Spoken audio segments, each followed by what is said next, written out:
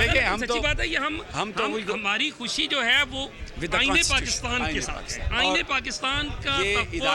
تشریح کرنا اس عظیم عدالت کا کام۔ دیکھیں یہ ادارے،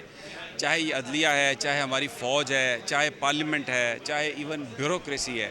یہ ہم چاروں پانچوں جو ہیں، اور پھر خاص طور پہ صحافت بھی ہے، یہ اس ملک کی جان ہے۔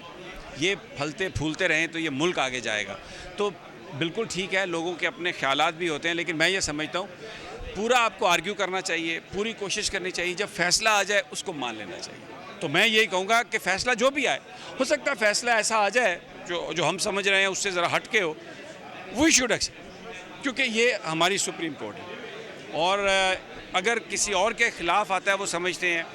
تو ان کو مان لینا چاہیے۔ آئین اور قانون کی وہ مان لیں گے، وہ اگلے جلسے میں جو ہے وہ تصویریں لگا کے آڈیوز چلانا شروع کر دیں گے۔ ان کے لیے ہم یہی کہہ سکتے ہیں کہ اللہ تعالیٰ انہیں ہدایت دے۔ میں یہی کہہ سکتا ہوں کہ وہ پولیٹکس میں وہ جس طرح کی وہ ججز کے بارے میں مریم نواز نے گفتگو کی ہے، میں اس کو ریپیٹ نہیں کرنا چاہتا، کیونکہ کوئی کسی کو گالی نکال رہا ہو اور آ کے کوئی کسی کو بتائے نا کہ وہ گالی نکال رہا تھا، تو اس کا مطلب یہ ہے کہ اب وہ تو نہیں نکال رہا، اب آپ نکال رہے ہیں۔ تو میں اس کو ریپیٹ نہیں کروں گا، لیکن